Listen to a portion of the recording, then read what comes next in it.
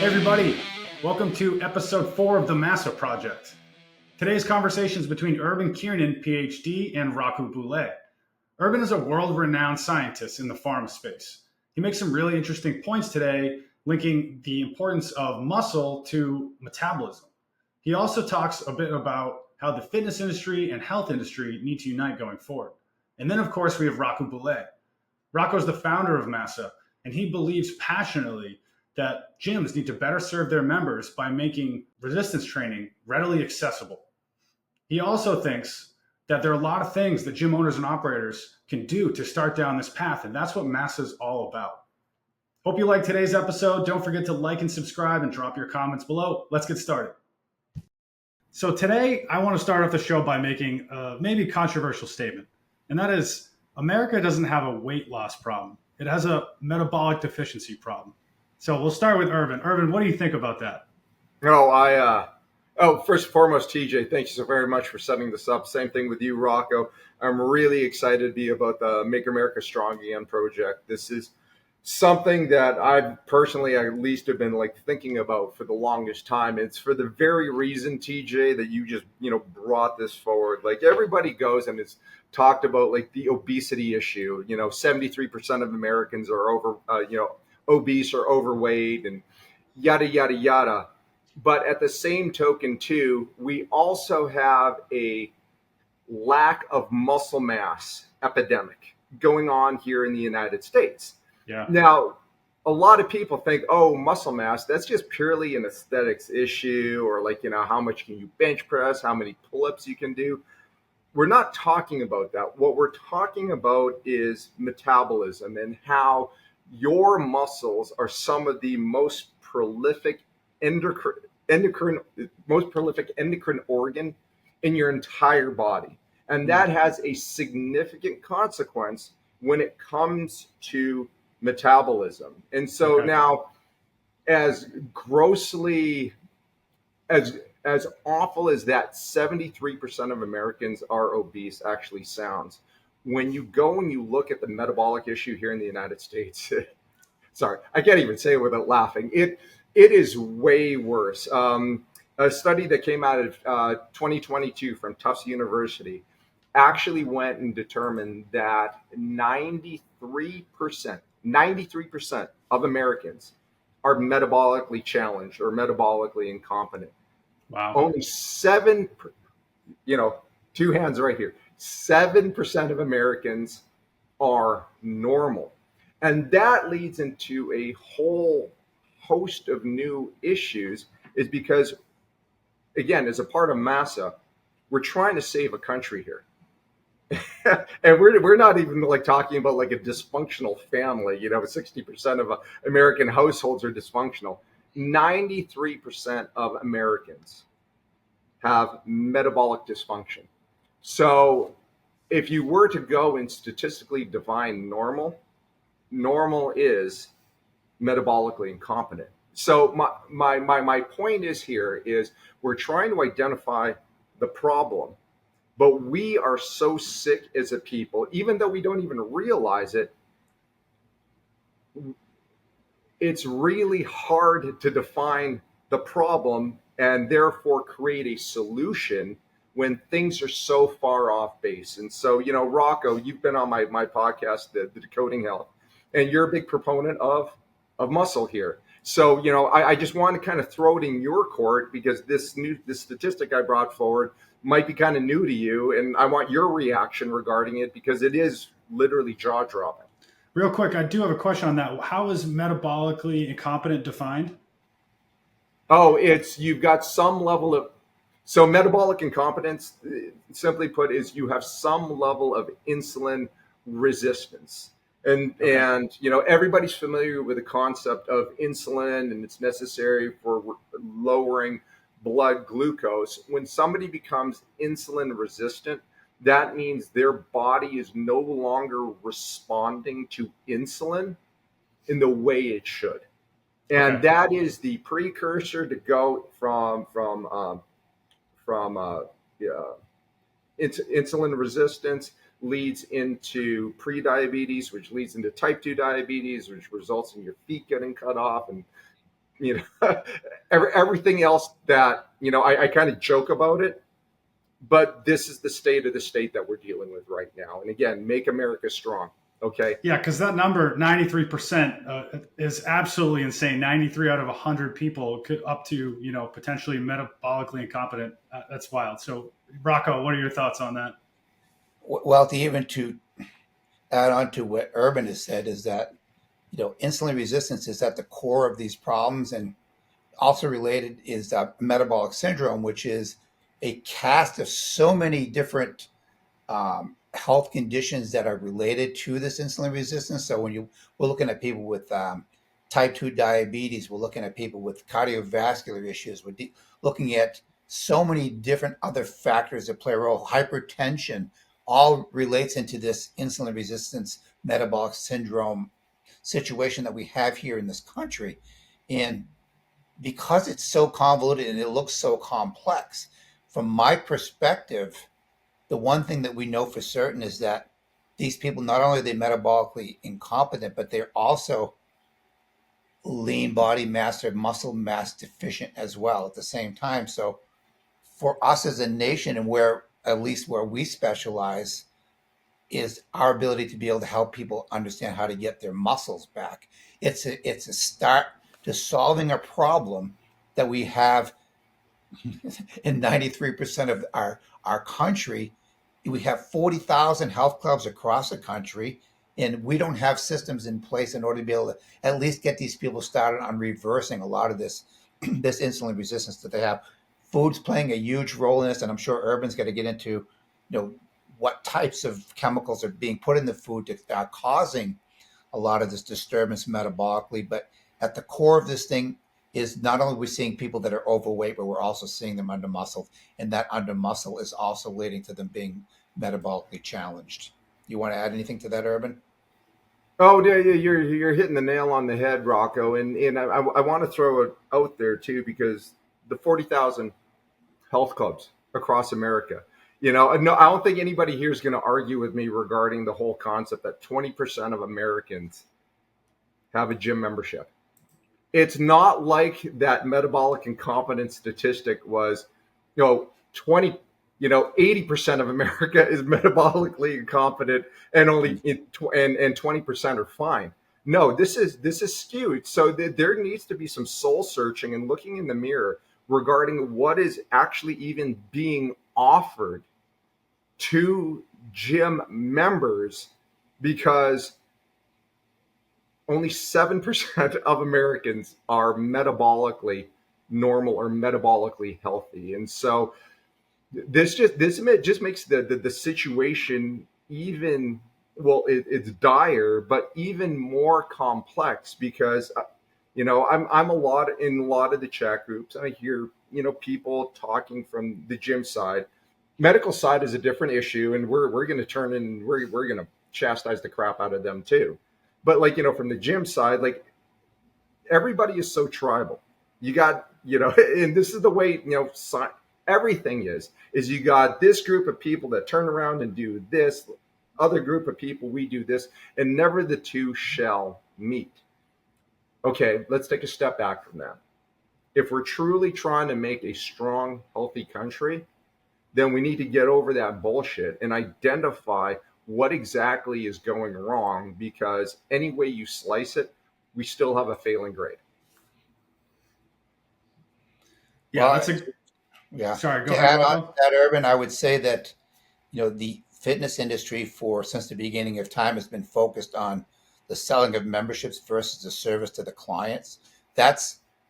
I'll have to take responsibility for that too, because I'm in the fitness industry. That's our fault, because we dropped the ball on a very big opportunity early on to be able to take care of these people, to educate them about proper exercise, proper food intake. We didn't do it. We didn't provide the proper education to our staff in order to be able to make this happen. And now we're not trustworthy enough for even the medical community to even hand these people off to us, because we have no standardization of our protocols to deliver healthier outcomes, whether it's, things like hemoglobin A1C, inflammation markers, lipids, whatever the case the doctors want to see in terms of what this metabolic dysfunction is, and be able to treat that and send them back and have this this unity between the two industries working as one. Yeah, it does seem like there's a really large gap right now between the healthcare industry and the fitness industry. It seems like those two things could be closely tied together, and it would really result in that uptick in health and that uptick in metabolism, and we're not seeing that. So, Rocco, do you think there's an opportunity there to closer integrate those, and what is the role of MASA in that regard? Well, because we have, well, even people like Urban on the show, who's also part of our advisory board, we need the best of the best people, people who have been in club operations, who understand the challenges that the health clubs have as far as being able to address these other special populations, the deconditioned, the mildly obese people who may be on some sort of weight loss medications or have had bariatric surgeries or things of this nature, and not feel uncomfortable thinking there's some sort of a liability with taking on this particular group.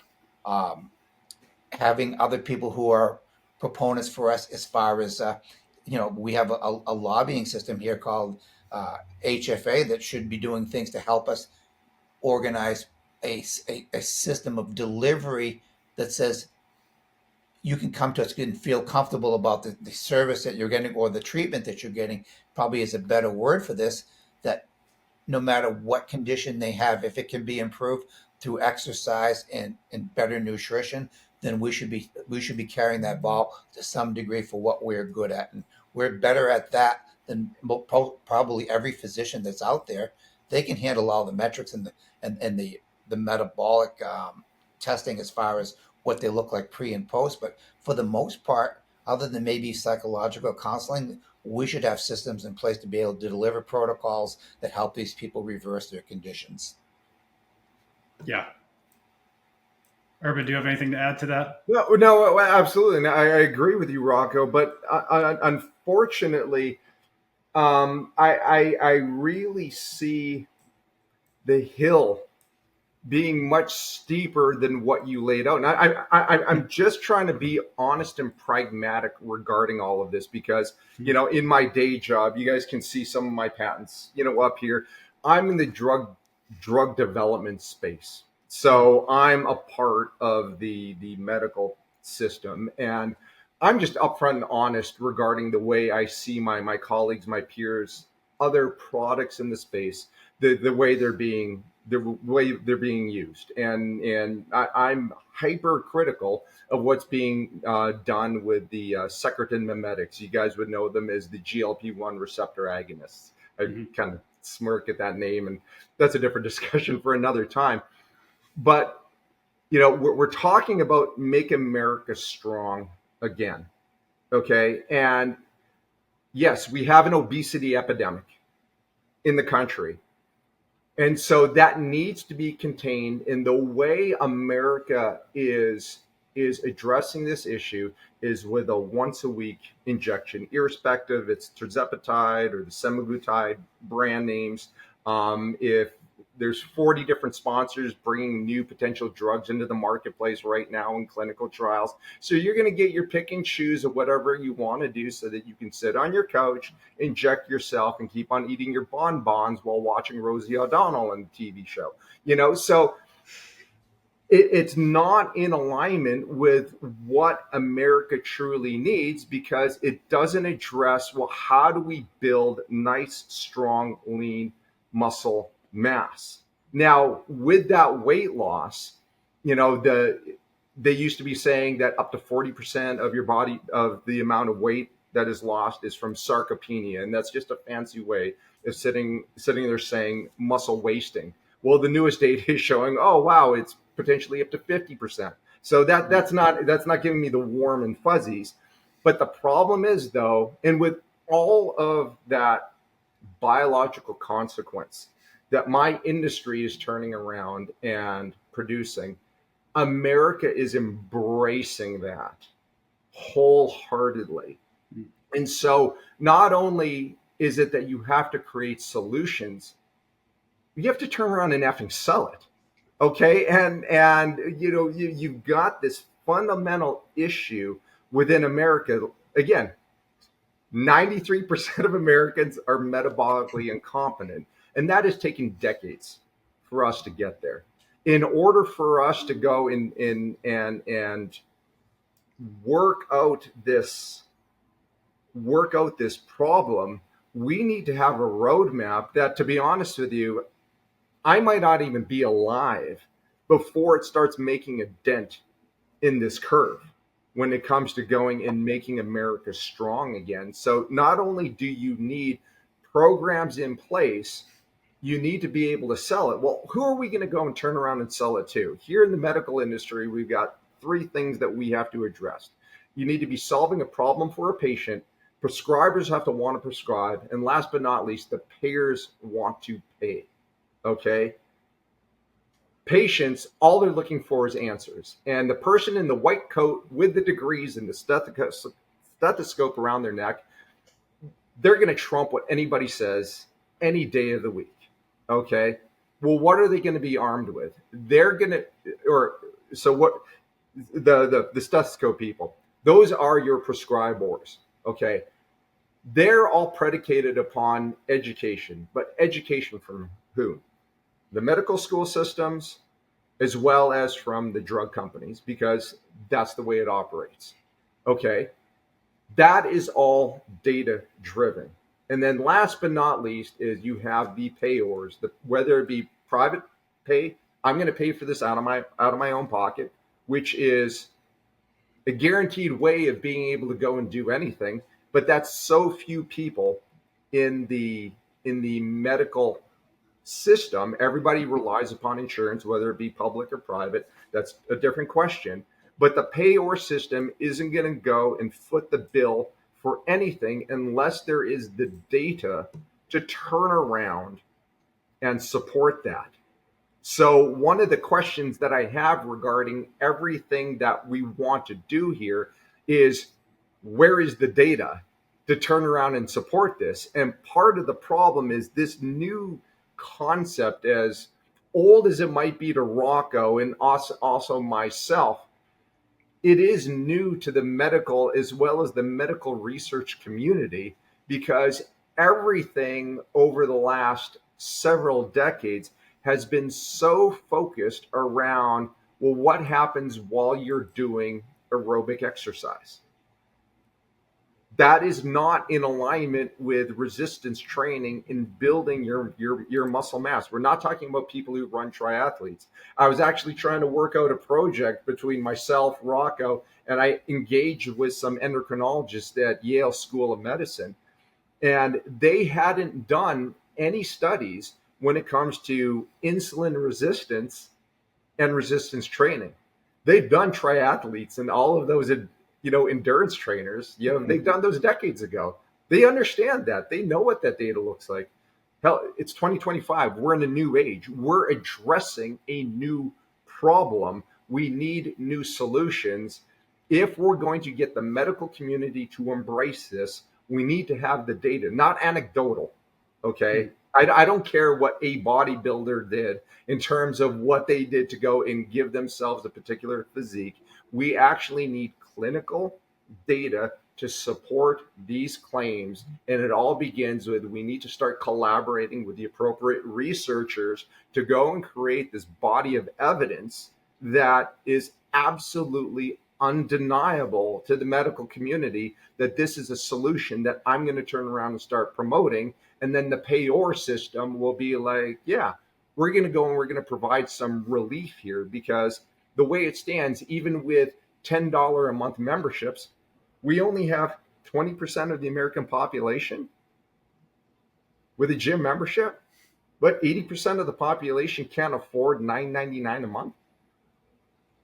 Yeah, those are the numbers. It's incredible. So you lay out definitely an uphill battle. I'm shocked, honestly, that we don't have more data around that. I mean, some of this mentality is new, but the fact that having muscle helps your metabolism, that's not that new age, is it? And It absolutely is not, Rocco. Sorry, I cut you off. You go. You take the lead Okay, on this one. you can continue. Go ahead. You can say No, it. no, no, it isn't. And I gave you a whole series of references, TJ. So, please turn around and put up in terms of everything that I'm showing. They know that your percentage of lean muscle mass is the greatest dictator of quality of life when you reach your geriatric years. There are studies to show that leg strength, these are like from 2012, leg strength is able to determine all cause mortality in individuals. There's even studies regarding grip strength that correlate very strongly with that as well. However, though, the way the research comes back is we still need more studies to do that. And there was actually a 2025 study that showed that actually that leg strength only correlates in men. That correlation breaks down when it comes to women. So again, if this is something that we're trying to go and show, causal effect on something, we really need to get the numbers buckled down. And this requires very clear, concise clinical trials in which each patient group is clearly defined. The reason why I went and I did that entire tirade regarding the data that's already out there, the majority of these studies are tied to geriatrics. Okay. Geriatrics is a very important and underrepresented group here in the United States of America, especially when it comes to gym membership. Those are the people who need to be in there, but they don't wind up going to gyms. And people are getting older. Sorry to say it, TJ. At some point in time, you're going to be my age and Rocco's age, and you're going to be going, crap, where did the time go?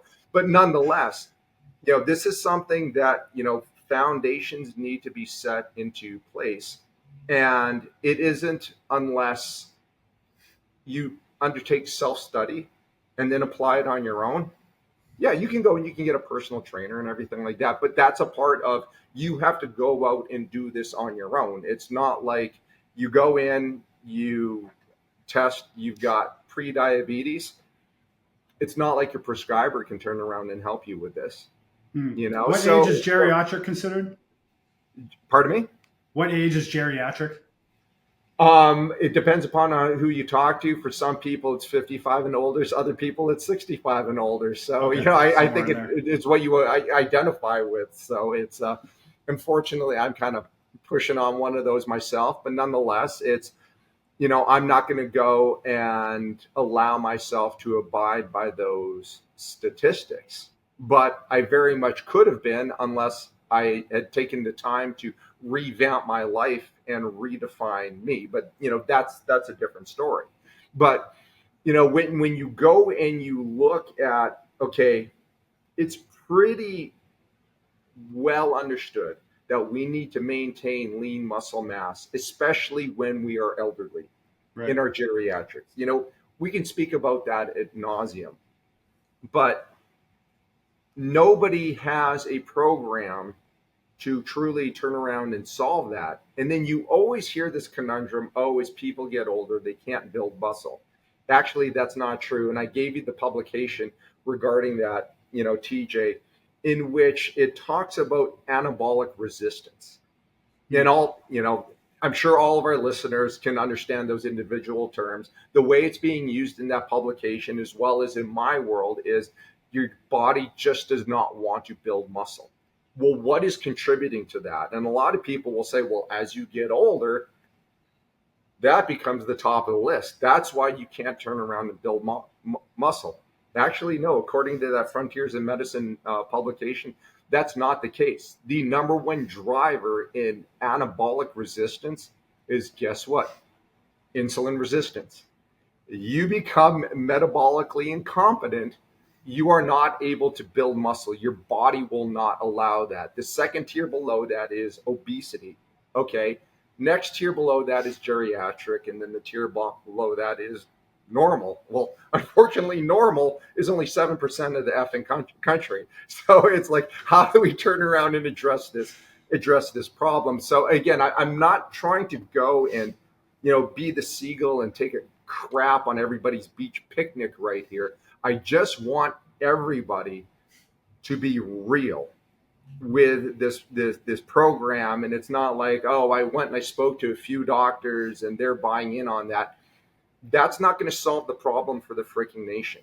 Okay, if we are truly trying to go and save a nation, then we need to go through the processes that the overall arching system not just wants, what they demand. Clear questions, very clear, concise answers, and then that needs to get pushed through. And this is where the lobbying comes play in the Rocco. Because if you just let nature take its course, it literally takes 10 years from the R&D world to make it into the medical community. I'm grossly impatient. I'm not willing to go and play that game. If you turn around and you have this clear-cut data and you've got enough physicians who turn around and have buy-in, this is what your lobbyists can turn around and sell. Why? They've got the pieces of paper to sit there and substantiate this. They can put pressure on the payor system, sit there and lobby with the mafia that's called Medicare and Medicaid, and get them to open up their purse strings and start investing into the future of America. Again, we're in the Maha age right now, and RFK Jr. is taking all of this stuff by storm. That's great. Unless they get other shit together, it's just going to be a wasted 4 years. Yeah, I agree. Yeah, I think there's so much bureaucracy with what's going on that side of this whole issue that it may take 20 years before that actually happens, and then we're never going to see it. So, we have to make inroads now. I think the data that you talk about is so important, not just anecdotal, but real hardcore data that we can actually display to those who are in these different positions where we can get some assistance. We got to get these great minds together, you included, that are able to get, I don't know, maybe this is a 10-year plan. I'm already a geriatric as far as both your numbers are concerned. So that, but you'll bench any of your peers. You would actually bench your peers. I would put money on that. So. No question. But I'm an anecdotal study, I guess, on its own, because if you take a look at my life, I've never been on a medication. I've never really been to a hospital other than having a surgery on my back. Sure. So never had hypertension, none of these things. Everything that I fixed with food and exercise my whole life. And you cannot blame it on genetics, because everybody in my family that's younger than me on the male side are all deceased at this point and never made it till 60. So is it nature or nurture, right? So that poses that question as well.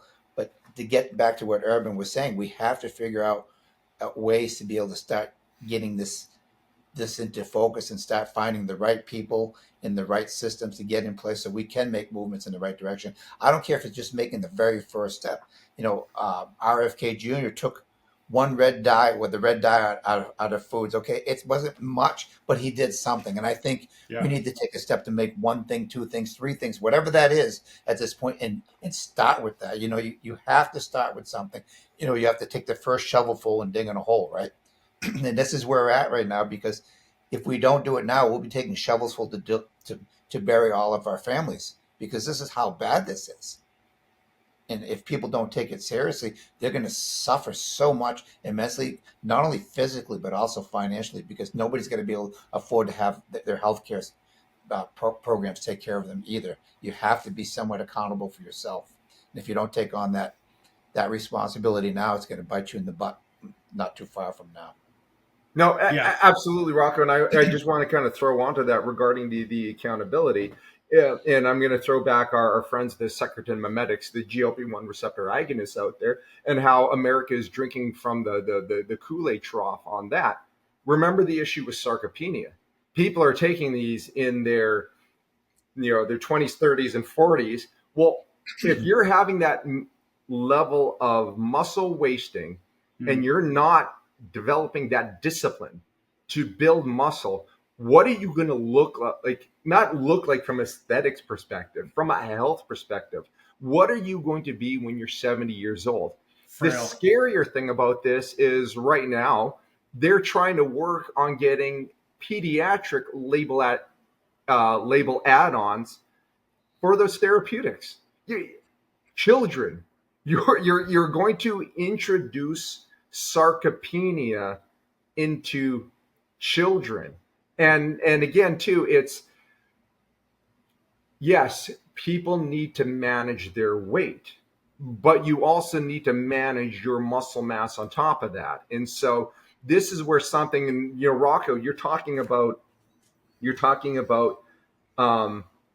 the discipline and taking baby steps forward. It's just like, okay, what are the programs, like, while the bureaucracy is trying to flush itself out? And like, unfortunately, like, I'm just trying to go and live my life, develop my company, do a podcast for fun, raise my family, maybe go on a cruise, go to Disney World, buy some hats, whatever it is. I'm having to sit down and engage with politicians here in the state of Arizona and engaging with politicians in other states in terms of, okay, if you get the right people in place, how can we divert federal funds to get the data that we need in order to make this substantial change? Because ultimately somebody has to pay for this stuff. And if our government is going to turn around and waste billions of dollars, I would much rather go and have them wasted on doing experiments with the intent of helping out the American people that results in null data. That's a part of science. Like, at least you're working towards solving the problem.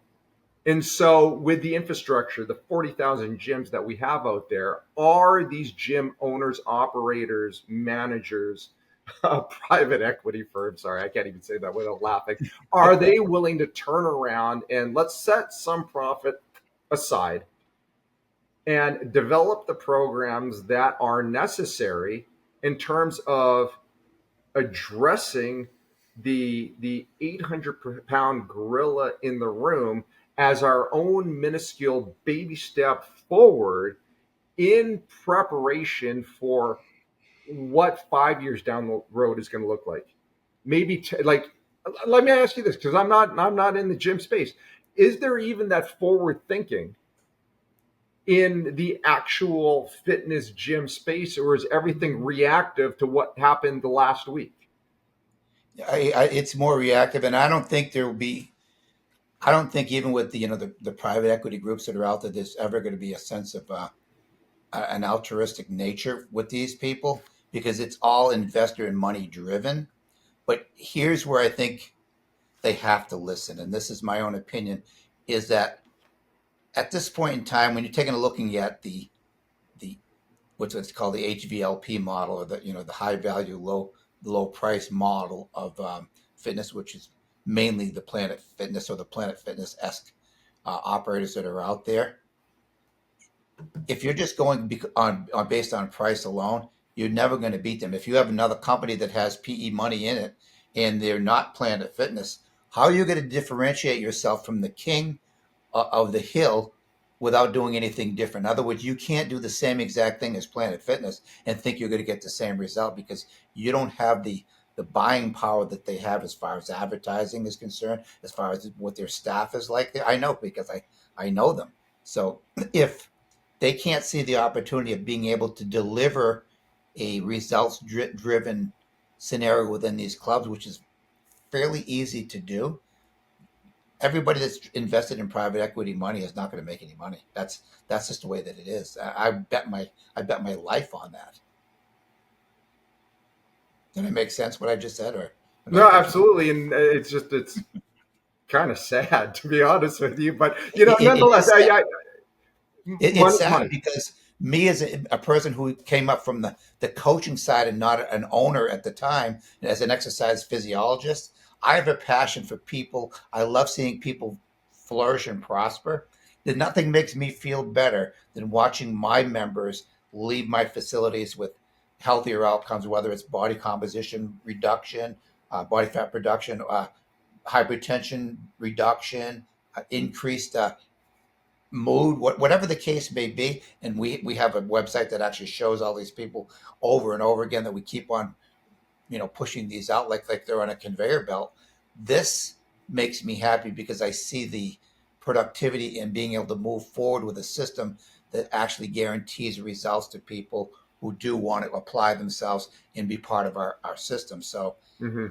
that's why I look at it and say, when we become a less sales driven uh, industry and more of an outcome driven industry, that's the only way you're going to differentiate. There's no red light therapy or cold plunge or massage guns or whatever the hell all these other guys are trying to do to make them seem like there's more value built into it. At the end of the day, when that person walks into your facility, they come in because there's a reason why.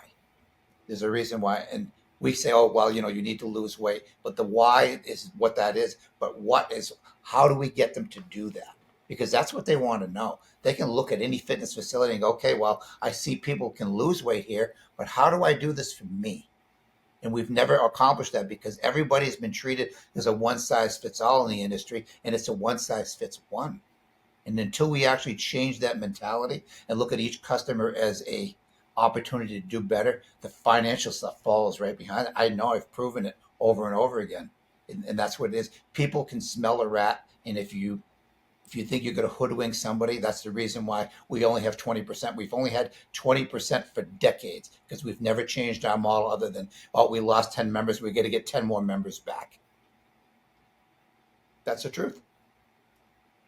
Yeah. I want to go back to something you said earlier, Urban, and that was about the clinical studies. You've kind of mentioned that the data needs to be there for the healthcare to embrace this get stronger kind of methodology. So what has to be done to kick off these clinical studies? Is that simply government funded or who does that come from? And how do we get going on that full speed right now? Well, obviously, from what Rocker just said, the gyms aren't going to freaking pay for it. So, again, you need people to pay. It's the business of science. That's the only way I can turn around and describe it. And government has its mechanisms for doing its studies that it views at this moment in time as to what is important or what it and discard what they view as not important. One of the questions that I have is, where is the bureaucracy within the Department of Health and Human Services, the HHS, under RFK? Where are they prioritizing this? I know they're prioritizing the crap out of food, which is healthy. That's great. But just because I change my diet, that doesn't necessarily mean that I'm going to build muscle or prevent the development of sarcopenia that naturally happens from aging. Your hormones change. It winds up becoming in this cyclical aspect. All three of us are males.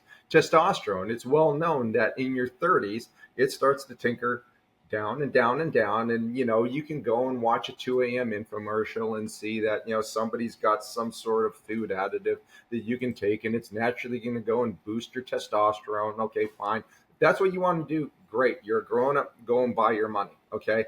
I go and I get a once a week IM injection into my glute.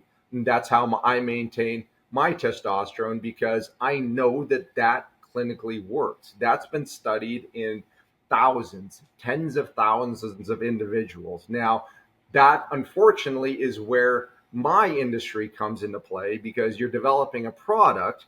We want that product. We take investment money, just like the PE firms, and we're taking the risk to go and create something of value into the future. So I don't know if these are just the wrong PE firms that are dealing with this. My question would be, is there a way of turning around and developing a system that you could run a clinical trial on, that you could file intellectual property on, and then turn around and monetize that? Because that is something that you can turn around and sell pre-revenue, build this data package around, and then be able to charge, I'm going to say charge a premium for that, but charge what that program is worth in terms of dealing with the problem within society. So I really can't go and fully answer the question, TJ. I know the way my industry works and the way we address this type of problem in terms of developing innovation to creating solutions for now and into the future, as long as you have that intellectual property. That's very, very important in my space. I can't comment on intellectual property within the fitness space because we're talking about like the concept. The problem is identical across the board.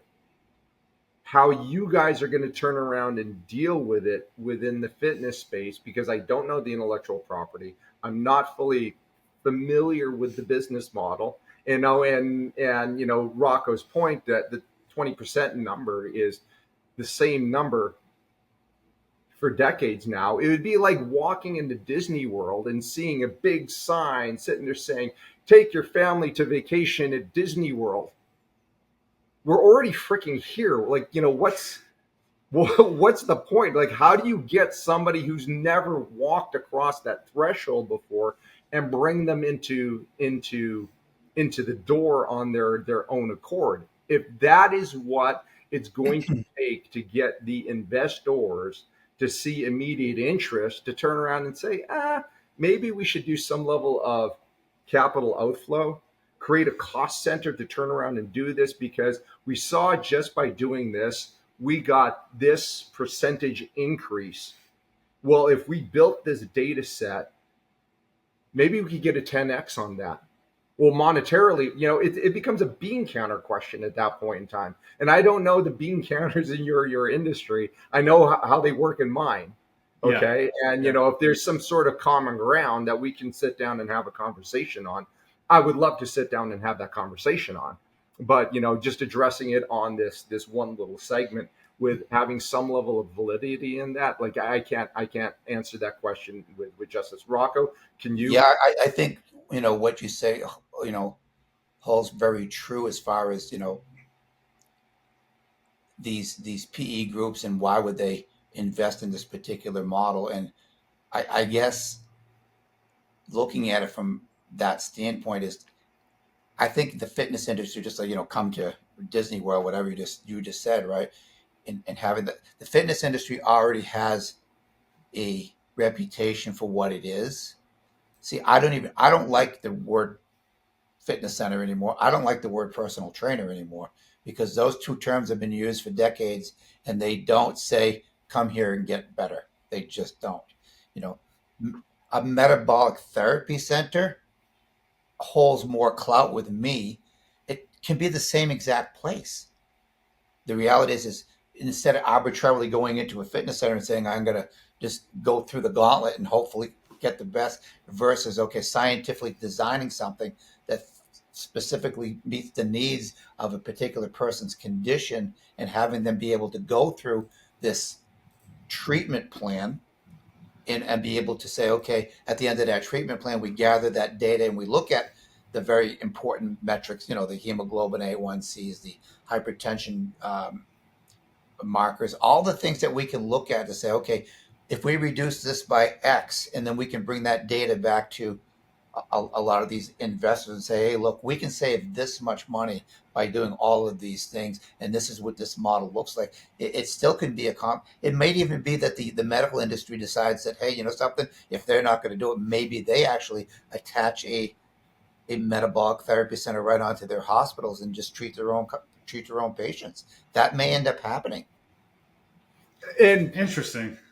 I like your thought process on that Rocco. But like, we just can't have people taking a gym and turning around, oh, quick, let's change the sign out front. We are now a metabolic. But that's not what I was saying. What I was saying is that we bring the system in and have these people, I wrote a metabolic certification course for coaches to be able to have to pass before they can even do programming for us. Okay. So until you become a certified metabolic coach, you're not even, you don't have the credentials to do that.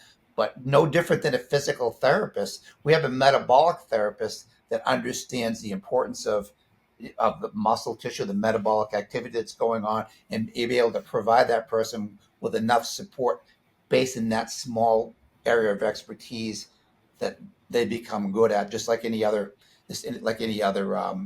trade that's out there as far as medical is concerned.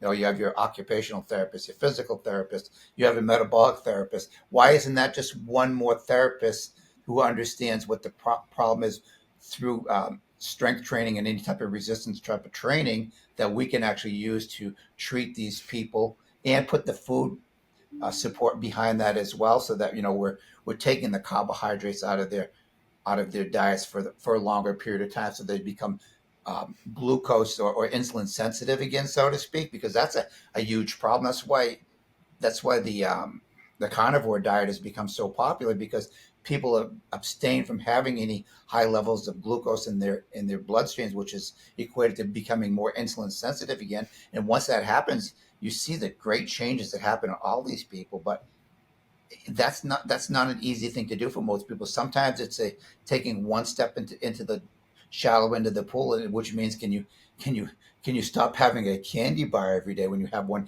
every single day at 12 o'clock, right? It might just be removing that and taking those short steps and having people who understand the behavioral nature of people, that what is it that they can do versus what they cannot do.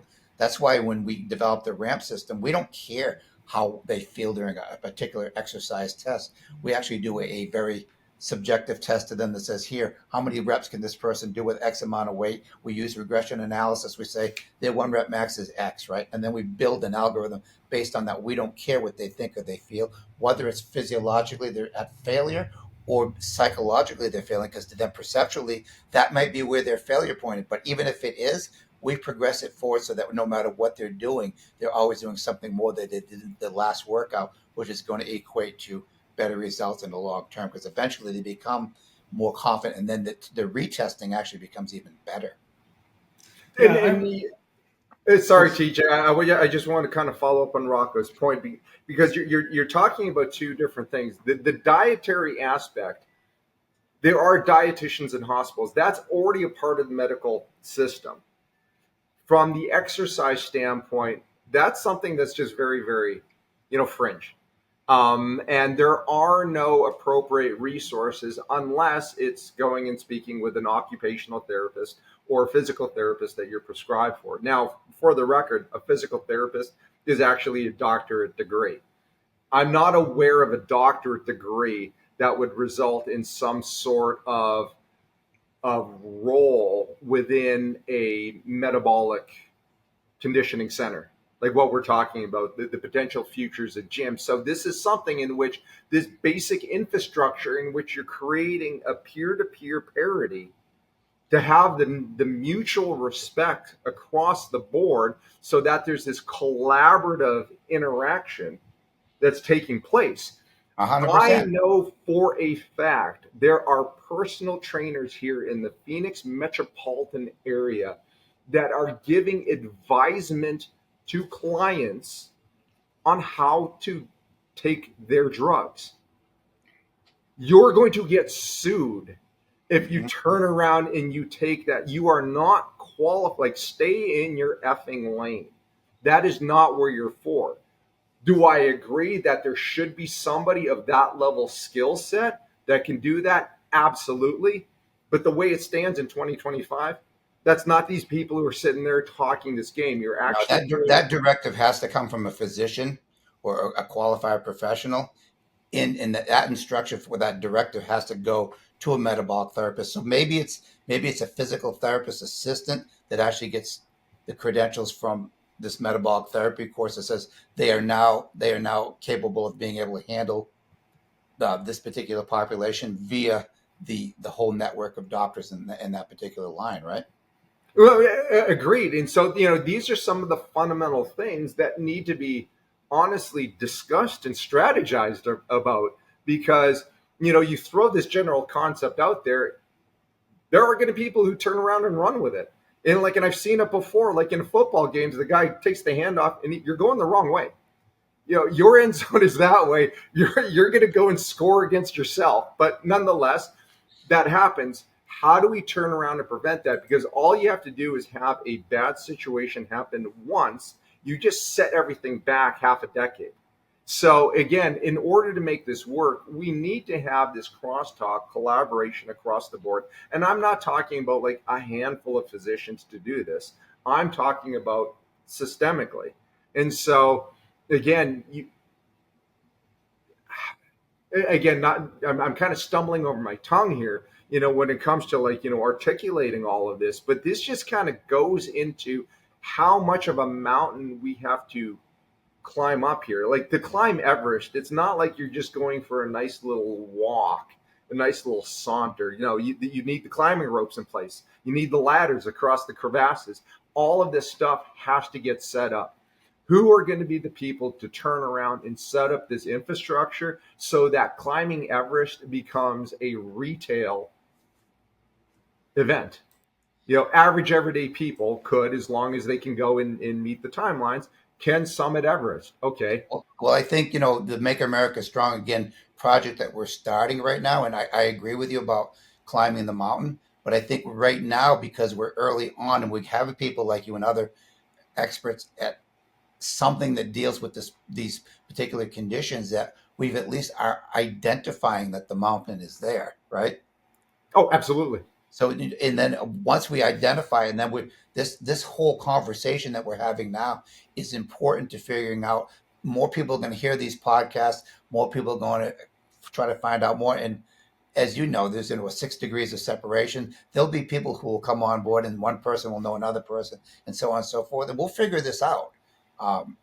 Will it take a decade? Probably. But if it happens sooner, that's great too. But if we don't make the first steps, it'll never get started. We've identified the problem. We have to call out the people who are the problem, who are not making it happen right now, because I think that's important. I don't care. At this age, the other thing about being a geriatric, you don't give a damn. I didn't use the F word. I don't want to get stroked by the But the reality is you have to expose the people who are just the greedy people out for the money. We have a country that is a great country, and it was even greater country before all this stuff happened. We have to do something to take it back. Amen. Absolutely. Well said. Well, that was a great conversation, guys. Thank you so much for joining. I think we have a big hill to climb, but I'm optimistic. I think we got a lot of the right people on MASA. You two especially. It's great to have you guys on board, and I think there's differences we can make. Do you guys have any final comments before we close out here? Well, I'd like to thank Urban for being on this particular podcast as well, because him and I get to talk every once in a great while, and we talk probably deeper science than we do typically on a podcast, because we're kind of science nerds to some degree. But the reality is that having people like Urban and other experts to work on this and devoted to the purpose and the passion of this, that is the greatest start ever. Yes, we don't have all the answers yet, and we may not have them for quite a while, but having the right people on your team, it always starts with a great success further down the road. It happens every single time. So I'm glad to have you on the team, Urban. We really appreciate you being on our advisory board as well. No, I'm honored to be here. And I wanted to go and just kind of in closing, throw this out to the audience. If I'm missing some sort of data when it comes to the muscle building, we need data. If I'm missing some sort of clinical study, please throw us a bone. Attach it in the comments section. Let us know. If you feel like you can turn around and contribute, like I don't want people, oh, I know Rocco, scroll on. No, watch this episode. If you feel that you can turn around and honestly contribute, ping TJ, ping Rocco. Let's start a discussion. And if there is value there, that will shine through. So again, this is something that, amongst the three of us, as well as with Dennis and everybody else that's already signed up as a part of the MASA project, we can't do this on our own. There's other people that are out there. And as I develop relationships and everything, there's other people that I want to be inviting to this, to go and add to this mix of conversation. We can start chipping away at this. I'm not going to comment as to how long this is going to take, because it's taken us 40, 50 years to get into this shithole situation that we're actually at. It always takes longer to dig yourself out of a hole than to get yourself into it. So, I'm just trying to be realistic and pragmatic about this. But if we can get the right people in who are willing to go and just do more than talk, actually do some work regarding this, we can start making a difference. And, that 93% will hopefully become 90%, then maybe to 85, who knows? We have to pick our battles wisely, but like baby steps, we can't get much worse than only 7% of the American population being metabolically healthy. So with that said, we're off to the races. Well said, Urban. And I want to echo that. I mean, if you're watching this and you recognize that strength is that missing piece, and you recognize the importance of strength, and you want to help Americans get strong again, please reach out. I'll include the link to our website below. Also, like and follow us on YouTube. We're going to have a lot more of these things. We have some awesome guests. We're just getting started. All right. Thanks, TJ. Awesome. Thanks, TJ. Thanks, Rocco. Thanks, everybody. Thanks for tuning in, everyone. Really good conversation today between Urban and Rocco. As always, like and subscribe and check out our website if you want to join the movement. We need all the help we can get. We really want to make America strong again and make it healthy again. So check us out below. And don't forget to tune back next week for another really good episode. Next week, we have Dennis Mathias and Bob Thomas, a really good conversation there too. So check back soon. Thanks, everybody.